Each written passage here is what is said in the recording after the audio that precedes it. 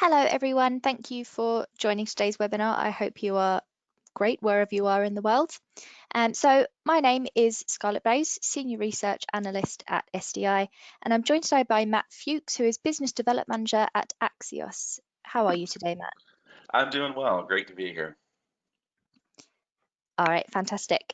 So I think it's fair to say that this year has presented some significant challenges for organizations globally and within a big chunk of the workforce now, with a big chunk of the workforce now working remotely.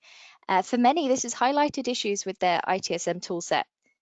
So a bit later, Matt's going to talk more in depth about the need for integrating different tools and technologies in order to create seamless customer journeys, aka omnichannel support.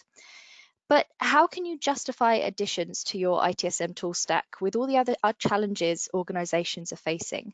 And how can you build effective business cases to secure stakeholder buy-in? So I'm going to give you a quick overview about why you need a business case, what exactly goes into one, and some considerations for selecting an ITSM tool. And speaking of selecting an ITSM tool, on the 4th of August, SDI are hosting a virtual demo day where you can see some live demonstrations of a number of ITSM tools, including Axios's. So if you're in the market or like in the market scoping stage of your business case, this would be a great event for you to sign up to. So to do that, you can visit the SDI website and you can sign up under the SDI events tab. So why do you need a business case? For many organizations, producing a business case and securing executive approval is the only way of obtaining the funding required to initiate a project. However, it should also be viewed as a valuable tool to ensure senior level commitment and buy-in to the goals that you're looking to achieve. The act of constructing a business case will ensure that you have applied a best practice approach to the aims and deliverables of a project, and it will help you to outline what needs to be done and why, as well as define risk, resources required, and success criteria. The level of detail included in each business case depends on the type of project and the internal policies and procedures of your organization.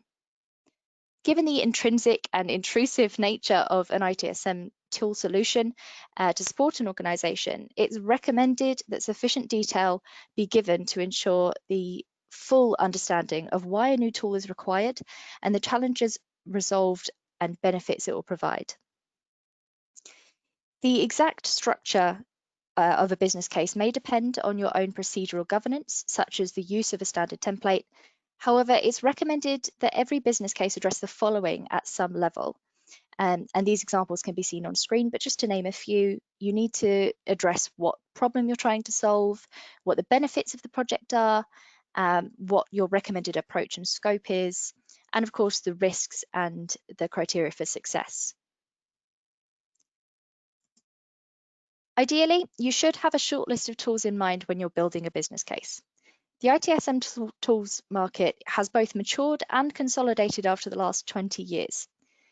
There are still a wide range of options available to organizations, but this in itself can present an at times overwhelming challenge.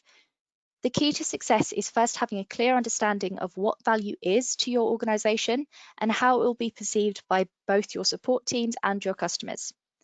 Every solution should drive you to improve, but should equally suit your service desk based on your capabilities and strategy. Too often, money is wasted by either buying a solution that won't scale with your goals and strategy, or buying a solution that is at a level way above where you want it and need it to be, and you therefore are paying for a level of functionality and capability that you'll never take true advantage of.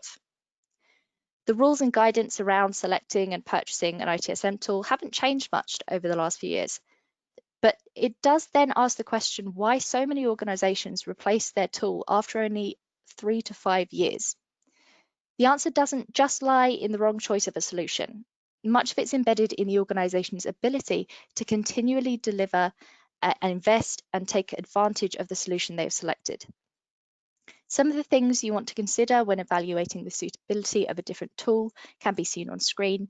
And those things include things like the impact on customer experience, out of the box or configuration experience, integration capability, and the total cost of ownership.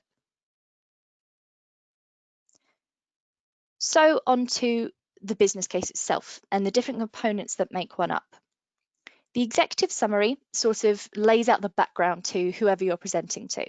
What are things like now, the problems that you're facing, and the impacts of those problems? You also need to explain things in a way that the business will understand. For example, if you were to say the current ITSM tool is impacting speed to answer, the business may not fully understand why that's a significant issue, but if you were to say that ongoing poor customer satisfaction results are aligned to extended wait times for service desk availability, they may be able to better understand the impact of this issue. Strategic alignment refers to being mindful of the aims of the organization as a whole. You're much more likely to be able to successfully obtain budget and buy-in if you can demonstrate how a new tool can help support the business strategy and help the business achieve its goals. You should include a summary of the current ITSM vendor marketplace with the types and levels of options available, as it will show that you have the authority to define the proposal and validate that you have the necessary level of knowledge required to carry any project forward. It doesn't need to be particularly detailed, just enough to show that you're aware of what's out there. Following on from that, you may already have scoped the market and shortlisted a few potential vendors. And in that case, you'll want to give a summary of each vendor's and the pros and cons. Moving on to funding, this section should include a clear and concise cost analysis, and more goes into this than you might expect. There's both external and internal costs to consider, and internal costs can include project management, research like attending events or roadshows, infrastructure costs, or even environmental costs, things like electricity or air conditioning if the tool will be on-premise. External costs can include licensing, consultancy, and ongoing support. Once you know the costs, you can then work out the potential return on investment. Having said that, you don't need to stick to just monetary terms when thinking about ROI. There's also significant intangible benefits an ITSM tool can bring. Essentially, you need to consider whether it will benefit the organization or just the department, and how. And you should communicate the effort, cost, and time to realize that benefit against the negative impact of doing nothing. Proposal background is an important element within your business case. You need to articulate clearly why this project proposal has come to be, what's triggered the need, and why is it imperative.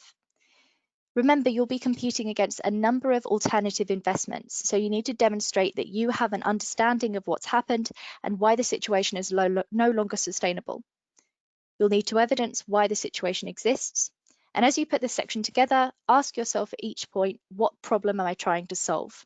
And if this can't be answered, then your focus needs to be revised. Within your business case, it may be a good idea to group certain risks into specific categories, such as strategic, technological, financial, operation, and resource. Each risk should be clear and concise and linked to a potential mitigation through the proposal. With the project approach section, you'll need to outline how the project will be enacted. You can give more detail on the project elements of your business case and the stakeholders to be engaged. You should also be realistic about the timescale. If you're too optimistic, this could lead to issues further down the line. Finally, measurements should be considered from the perspective of the project during and project success. Measurements should be linked to targets. And one approach here is to define your critical success factors and then define key performance indicators for each of the success factors. Remember that one of the most important metrics to evaluate and establish is employee productivity. So that was an overview of the components that go into a business case. And of course, that's not where the process stops. Your case has to go through the approval process, and then if it's accepted, you obviously have to carry it out. And finally, there will be ongoing maintenance and management of the tool. I'd argue that this last step is one of the most crucial in order to make sure your tool stays relevant and effective as time goes on. And that way, hopefully, you won't need to start the process again in a few years. Now, I know I've just spoken a lot at you for a bit, so I have some good news of you for those who want a bit more detail. SDI has over 20 years experience in assisting and enabling service desks and IT support organizations to deliver exceptional value to their customers. We've recognized that success requires investment, especially in the area of ITSM technologies. Selecting the right ITSM solution is vital for the organizations that want to be ever more efficient and effective in the digital workplace. And it just so happens that we have a handy guide to this process available for free on the SDI website. You can see the exact web address on the screen, but you can also find it in our resource library. As we move further along in ITSM maturity and new tools and technologies become available to us, it's important to understand that these tools fit together, how they fit together within an IT services context. Your customers will have different preferences as to how they contact you. But if, for example, they need to leave the self-service portal to find a knowledge article, that disruption in their customer journey can lead to a poor experience. So integrating these two channels to create a more streamlined journey can benefit not only IT, but also the customer. And this is what Matt will be going into more detail about. So Matt, do you have any thoughts on how you can integrate these other tools available within your ITSM tool stack?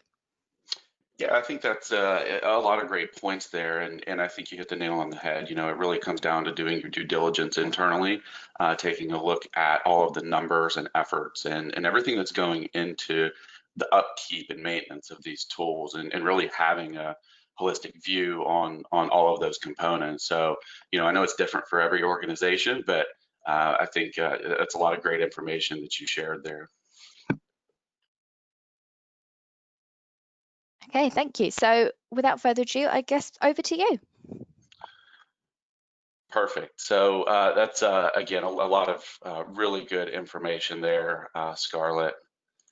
Give me 1 second here to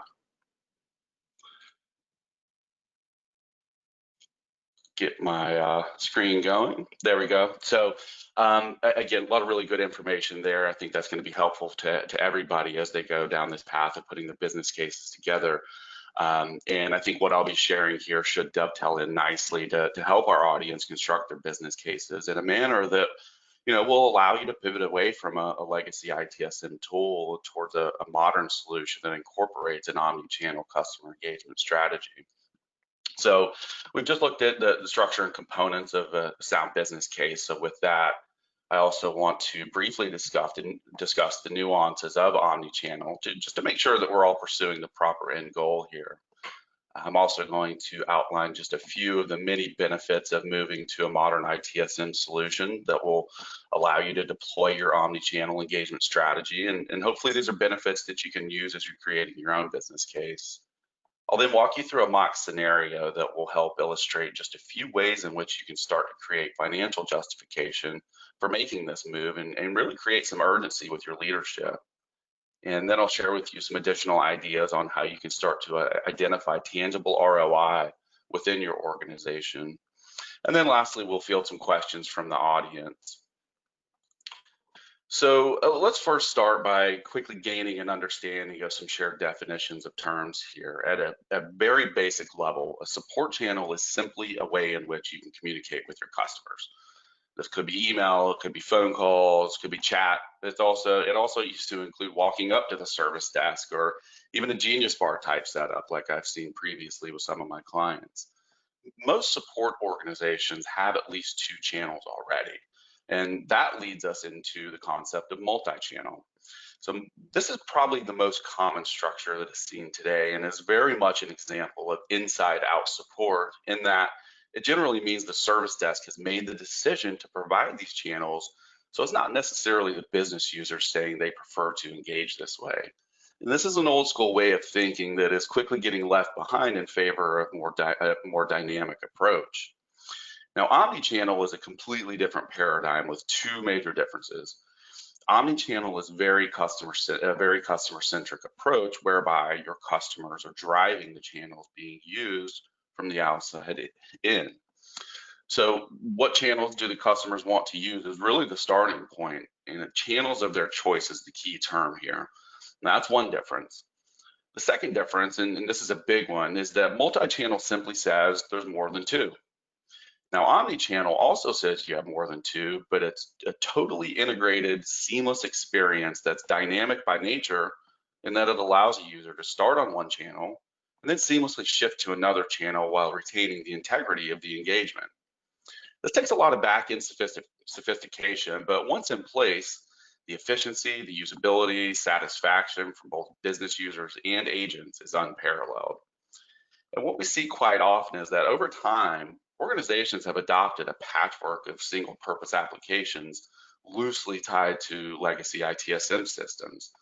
And these individual applications might not seem costly in isolation, but if you look at their true cost of ownership, including integrating, maintaining, licensing, upgrading, also look at the opportunity loss of having siloed data, these single-purpose bolt-ons make it nearly impossible to ever have a true omni-channel experience.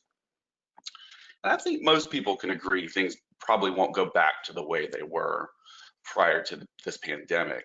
More remote workers, greater need for effective digital engagement. Many aspects of what we've been living and working through recently will probably remain as time goes on.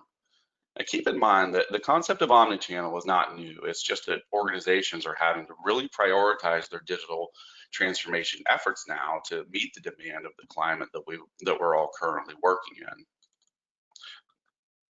So what are some of the benefits of omnichannel within your IT service management solution? Increasing customer engagement. This, I think, is a big one. Having more choices means you appeal to a broader group of users. Employees could range from someone who's been there for 30 years and insists on direct dialing the help desk to someone fresh out of university that prefers to open a ticket through their Facebook mobile app. They would probably never walk into the IT department and ask for help.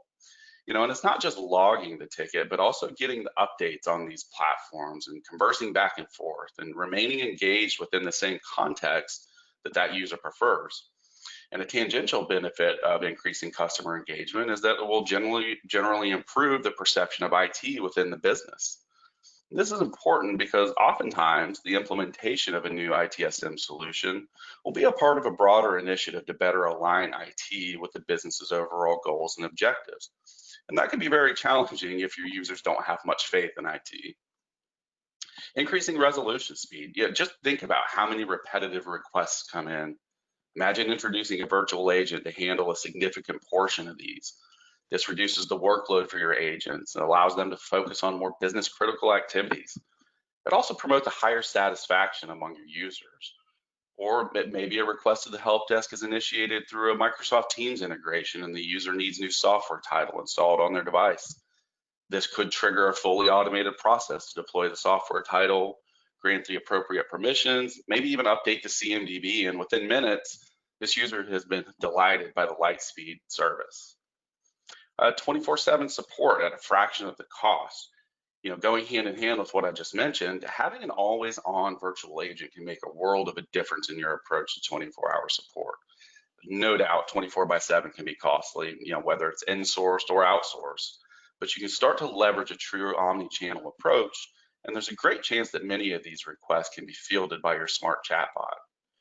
We may not be able to totally resolve everything that comes in overnight, but your business users will at least be able to have their issues acknowledged and started on, even if it comes in at 3 a.m. on a Sunday night. Let's face it, if you're traveling for work, catching a late flight, whatever it is, need to log a ticket with IT, would you rather just pull up your Teams app or your Slack app and start typing, or would you rather sit through a mildly effective IVR prompt just to leave a voicemail that may or may not be heard? Continuous improvement, with the incorporation of new technologies into the omni-channel portfolio, you now have the ability to capture a new realm of customer input and data points. And through this, you can now have greater visibility into which key factors are impacting the support being provided. Capturing customer behavior and sentiment, understanding how effective your self-service strategy really is, determining which agents are better suited for managing certain channels, and many other elements that can contribute towards the continuous improvement of the support being provided. Gone are the days of relying solely on email and phone calls to the help desk. This is inefficient and it results in excess support costs. There's little data to be gleaned from this. And frankly, today's users expect a more modern approach to communicating. In fact, I have a bit of a personal experience with this recently. Having moved my family into a new home, I scheduled with my internet service provider to have new service connected the day I moved in, and 5 days later, it still wasn't working. And as I'm sure you can imagine, I've tried every channel possible, even Twitter at one point. What was interesting though is this entire time I kept getting sent to different places, different channels, and continually asked the same questions, having to retell my predicament to every person that I was transferred to. I was sent a text message at one point to schedule a technician to come out. That didn't work, so I tried chatting online, but there was no recollection of my previous conversations. I called in, they told me to reply to the text message. It just went on and on and on. And that's when it really hit me that it's not enough to just have multiple contact methods. These methods should all be building the customer profile on the back end and helping your agents by automatically surfacing that relevant contextual data that's needed for quick resolution. That's the expectation of today's digital world, and that's how you operate an extremely effective support desk. So what I'm going to do here is talk you through an example scenario of how I plan to move my fictitious company, AnyCorp USA, into the 21st century and provide my business users with a more customer-centric approach to engaging with support. So a little bit of background about AnyCorp USA. We're a decentralized company with employees either in the field or in the office. Didn't really have a remote work policy prior to the pandemic. However, through the rush to move everyone into a remote capacity, our support processes have been exposed and really pushed to the brink. So once the dust settled, we decided to take an in-depth look at our internal support organization from a business standpoint. We have a legacy ITSM solution in place that supports about 7,500 employees. And borrowing from some cross-industry stats, we know that for every 1,000 employees, we should have about 40 technicians. And on average, we should receive about 3.5 tickets per support agent each month. So that puts us at about 300 support agents, working about 1,000 tickets collectively each month. And our support desk is available 24/7. But again, we only have email and phone calls here. So two of the most important metrics for a service desk are cost per ticket and customer satisfaction. And to determine your cost per ticket, you take the total operating expense of your service desk and you divide that by the number of tickets that you're receiving per month. And to determine your total operating cost, you want to consider a couple things. Your salaries and benefits for your service desk agents and others like team leads, supervisors, managers, trainers, etc. You also want to consider your technology and telecom expenses, your facility related expenses, travel and training costs, all the way down to office supplies. Personnel is likely going to be your highest contributor to cost, as it typically accounts for anywhere from 50% to 70% of your total operating expenses. While determining your cost per ticket is based on hard data, so long as you have access to that required data, determining your customer satisfaction can be a bit more subjective, as there's many different ways, survey types, survey methods, and scoring mechanisms that are all designed to determine this for you. So as part of this in-depth look that we're taking here, we were able to ascertain that our support costs were higher than average, as we discovered that our cost per ticket was approximately $35 each, which is double the North American average of $15.56 each, according to Jeff Rumberg at MetricNet, a thought leader in help desk performance metrics. We also know that our cost per minute of ticket handle time is also double the average of $1.60, putting us at about $3.20 per minute of handle time. Now, the reason this information is important is because we also know that our largest ticket type is related to password resets, and those account for about 40% of our overall totals. As it is, this is a fairly easy process, but it still takes us about 10 minutes to complete each time, meaning that we're spending $32 for every password reset, and that equates to $153,600 per year. Now, you can make some inferences from these numbers in isolation, but what's really important is how does that cost of support being provided compare to the quality of support being provided? If your costs are high and your customer satisfaction is also high, that might be okay, not necessarily a bad thing. However, in our case, if your CSAT is if your CSAT is 80%, which is about 15% shy of the average, and you have costs where we do, so not only are operational costs too high, but about 20% of the people reaching out to the service desk are feeling unserved and unhappy. That's not good. This could be the result of a number of things. We know that calling into the help desk has been difficult at best due to high demand. Email is always a challenge because most people don't know how to ask for what they really need or articulate the problem that they're having. And that usually results in a lot of back and forth. There's also been delays in fulfilling requests due to a higher number of P1s and P2s that have taken precedence. So knowing that my support costs are high, customer sentiment is low, but now more importantly, knowing the why behind each of these, I can embark down the path of creating a business case and having real data to justify my anticipated ROI. I know that I want to automate our most repetitive requests, and I want that to be initiated through a chatbot. I want to introduce a self-service portal to empower my end users to find answers on their own. Or if they're unable to, they can start a live chat conversation for real-time communication with an agent that's on standby. And even if they're out in the field, they can now use their mobile device to make any of this happen so they never miss a beat. And if they don't want to go to the self-service portal, they can always start a conversation directly through our integrated chat app, whether it's Microsoft Teams or Slack or whatever the corporate chat program is. Now, these new avenues will be seamlessly tied together within our new ITSM solution. And despite the addition of multiple contact channels, this is actually going to make our agents' lives easier and make them more productive as well. So making these changes to introduce an automated password reset function will free up approximately 4,000 minutes per month for my agents, which means we've just automated our way to savings of nearly $154,000 per year. In the self-service portal, conversations can be initiated on the chatbot, who will then find the right knowledge base article. And assuming an industry average of 20% call deflection, this should lower the cost of another 200 tickets down from about $7,000 per month to about $400 per month. And that alone will result in another savings of almost $80,000 per year. So with just these changes, we've already reduced our monthly ticket volume requiring first level support down from 1,000 to 400 and seen a savings of almost $233,000. In total, we've reduced our cost per ticket down from $35 to $19.50, which is a substantial reduction and much more in line with these industry averages.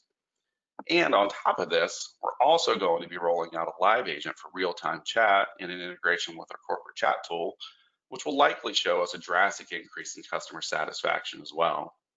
So this will completely transform the way in which we digitally engage with our users and provide them with the ability to choose which avenue they prefer. Now, keep in mind, this is pretty high level stuff here, and obviously there are many more factors to be considered in your own business case, and these functions must be implemented effectively as well.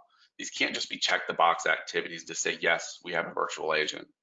Virtual agents also require some level of care and nurturing. So again, make sure you have a holistic understanding of everything that you're proposing to help your organization adapt to this new normal. So identifying some tangible ROI within your organization, right? We know every organization is different, support structures are different, and ROI can often be hard to calculate because no one really knows what the next 2 or 3 years are going to look like from a business or economic standpoint. However, there are some areas that you can explore within your own organization with the hope of identifying some potential pockets of return. Shifting left, this one makes perfect sense for a few reasons. First, today's business users want to be able to find answers to their questions easily and quickly. At the same time, executives are wanting to see a decrease in the cost for supporting technologies, and the shift left strategy addresses both of these topics by moving common issues from level 1 support into the business user's hands in a self-service system. And now the downstream impact is that now level 1 has a reduced workload, which means they're going to reduce the number of escalations from level 1 to level 2. And we all know that as you increase and escalate, those costs go up.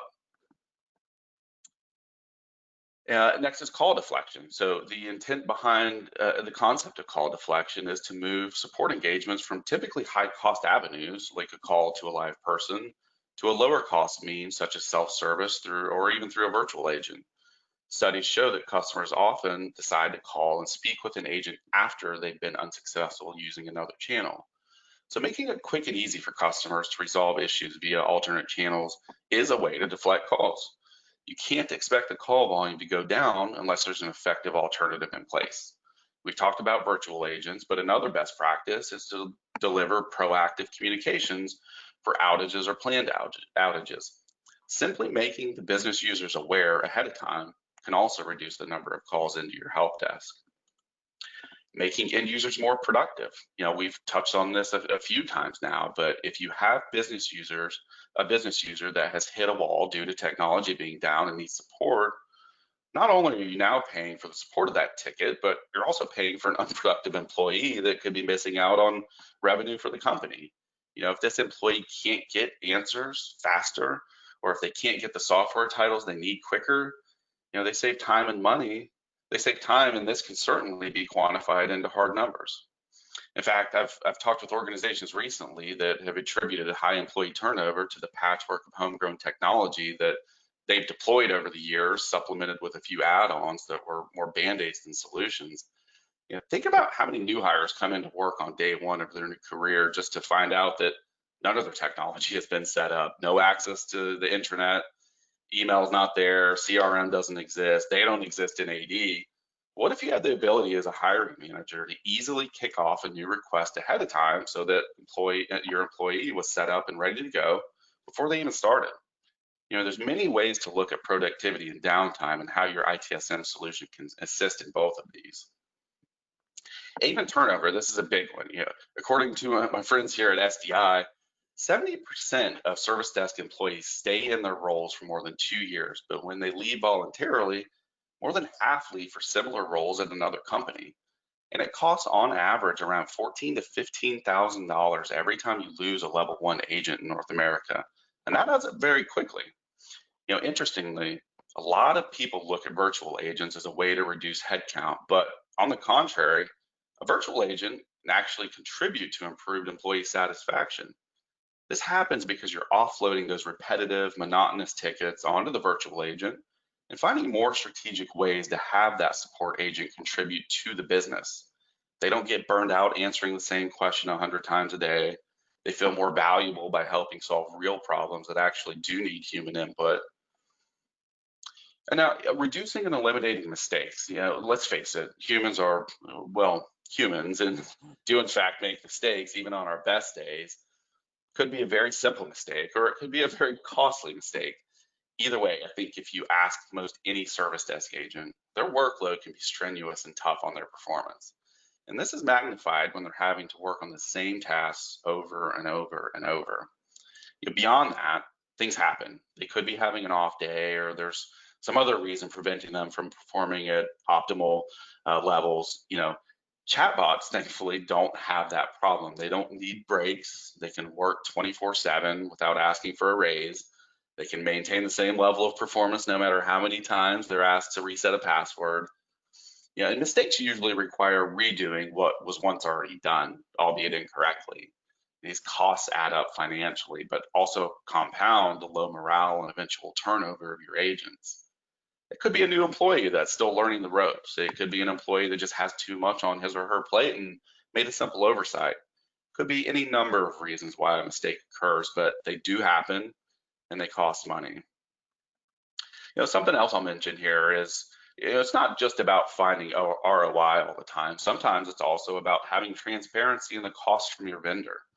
As you're researching and having conversations with different ITSM providers, make sure you get a clear understanding of not just the price of the software, but the actual costs.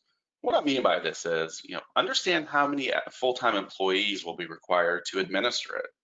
How much time will be required for upgrades? Are there any ancillary components that you might not be thinking of? Or, make sure you understand the cost component for your chatbot that you'll be deploying. Something that we hear often is how organizations underestimate the level of effort required to administer and simply maintain their software. And that can have a huge impact on your ownership costs. As much as I'd like to think that we could just walk into the CFO's office and ask for a blank check, I know that's not the case. And now more than ever, operational expenses are being scrutinized to determine what value and how much value your ideas are bringing to the organization. These are typically submitted, these business cases are typically submitted to senior leadership requesting approval and budget for a proposed project. It outlines these business problems being addressed along with details around how you plan to solve for these challenges. And, it should include relevant financial data centered around total cost of ownership and your proposed return on investment. Undoubtedly, you'll have to make some assumptions here as you put these numbers together. So just remember to err on the side of caution as you go through this exercise. My suggestion is take these tips, these ideas, and start to gather your own thoughts around how you think you could start to qualify and quantify some of these points within your own organization. There's a dramatic shift taking place right now in the ITSM software space, and many organizations are either looking to modernize, coming off of a legacy system, or are looking at more cost-effective ways to provide better support for a fraction of the cost. Either way, the numbers tell the story, but it's up to you to pull everything together and make a compelling case.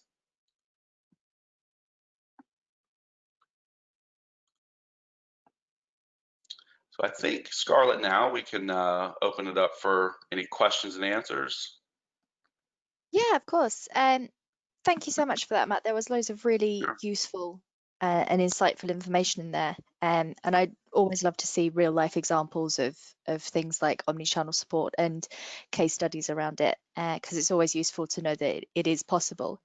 If you have any questions for myself or Matt, please put them in the questions part of the toolbar. But just while we're waiting on a few questions, I'd imagine that omni-channel support can seem like a really unapproachable solution for organizations that are smaller or less mature or don't have a lot of budget. So do you have any tips on where or smaller organizations or organizations like that can get started with omni-channel?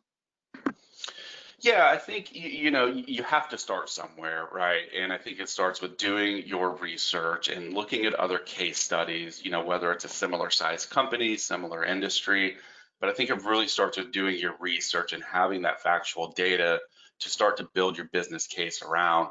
There's a lot of different chatbot providers out there. Most ITSM tools have them out there now. So, certainly look at this from a longer term perspective. This isn't something you just activate a switch and, you're saving a whole bunch of money. But I think you need to do your due diligence around, what platforms your company's investing in, and then make sure it all ties together so that you have a cohesive proposal and solution as you're going into your executive's office and presenting your business case. But definitely start with your research. Everything starts there. That will help shape the path that you end up taking.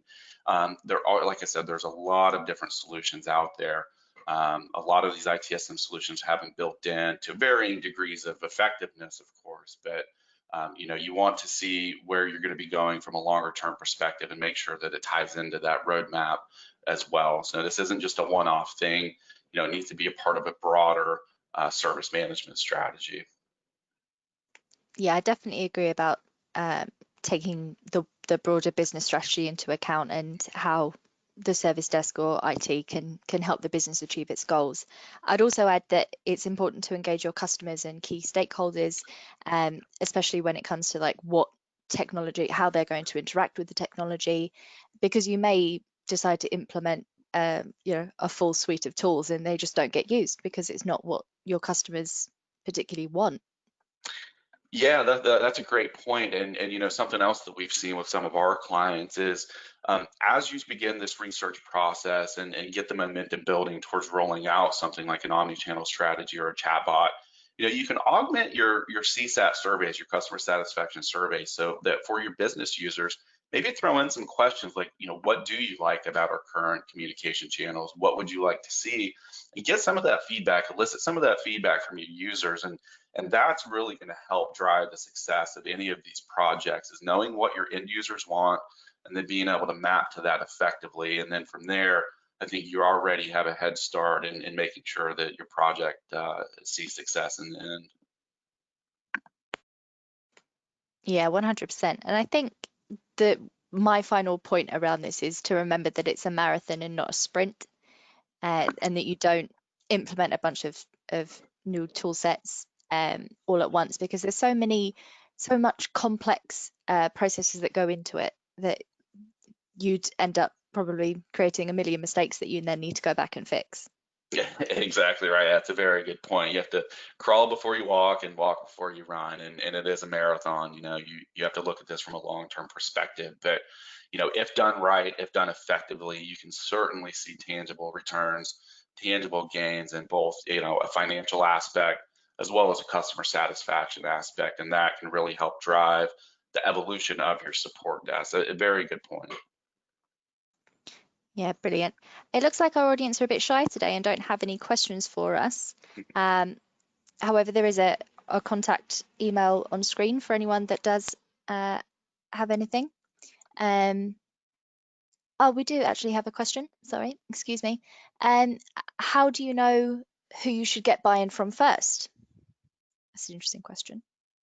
Yeah, that is. I think a lot of times it's going to start with going up the chain of command, right? You have to, again, going back to the overall business strategy, you have to have an understanding of where your technology is going within the business. Be open, and it's not just about communicating within IT. Also, go out to your business users. If you're putting this business case together, go ask for help from somebody else that might have experience doing this. But I think at the end of the day, your business users, the customers, those are the folks that are going to drive what you need to be doing. And if you can figure out a way to get that feedback from them, then you have real data at your fingertips, and you can take that to your leadership. They can help you build a business case. You can take that to the C-suite or your executives, and at that point, you have financial numbers. You have, your expected return. You have fact that the people have spoken, your business users have spoken, and if you can aggregate all of this information, put together an effective business case, then I think it's going to be easier at that point to get buy-in from your leadership. But I really think it all starts with having your ear to the street, understanding what the people want, and that's going to make it easier for you to really drive that conversation with your leadership. But you got to have buy-in from your point all the way up. So don't try to chew more than you can. Start small, have that conversation with your immediate leadership, and they'll help you get to where you need to be. Absolutely. We also have another question from Raja. Do you have any pointers or approaches to deal with resistant or those at the tougher end of users and customers who are resistant to change? Yeah, that's always a big one. There's always going to be folks in the organization that don't want change, right? Like the example I gave, you could have somebody that's been there for 30 years and they're never going to stop calling the help desk.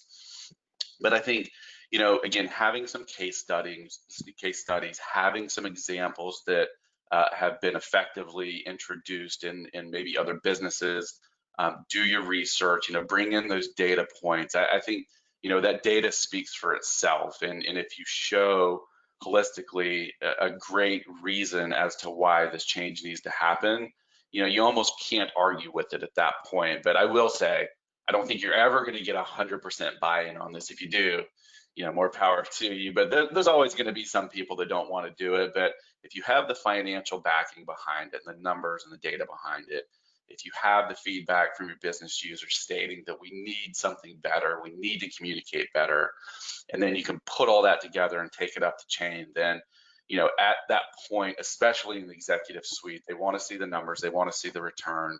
And if you can put that forward to them and show them what they're going to get on the back end of this in terms of value gain, then at that point, it's really hard to argue with that. And I think at some point, some of those people that are pushing back on this, they're going to have to get in line. And I'm not saying completely do away with the phone call aspect of it, but if you can make a sizable shift in the people that are sending emails or making phone calls to, now that self-service aspect of it, or utilizing your chatbot, again, not everybody, but if you can make a seismic shift in that, then that will justify your financial aspects of it. So, don't completely close off some of these channels. Just make it very attractive and effective for these other channels, people to start going that way. And, I don't think anybody can really argue this day and age, this modern day of technology. Most people want to just quickly search for something, have a quick answer back, even if it's a chatbot, have that information at their fingertips. So if you can get the broader user base going that way, then that's a large part of the justification that you're looking for. Yeah, and I think this is where something like customer profiles would come into play. So if you're, well, the core of your service should really be customer experience and ensuring that customer journeys are, you know, are of a great quality. So understanding the different groups of customers who use tools, who interact with tools differently, whether it's those that prefer the touchless approach, so they don't need to contact an actual human on the service desk or within IT, versus those who do prefer that more personal approach.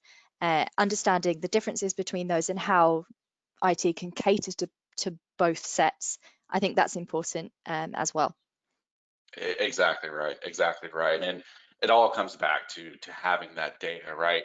A lot of times organizations don't even know how to pull that data out of their existing system, or they might not even be able to. So there's definitely a lot of challenges in being able to do this, but I agree 100%. Knowing your customer profiles, knowing the data behind who's using these different channels, and of course, mapping that to a better way of tomorrow. That's key elements to this. Raj has also asked about the sort of best ways to promote self-service use among customers, and I think that could be a whole another webinar that we could talk about for hours on. But if there's any sort of immediate tips that come to your head with things like that.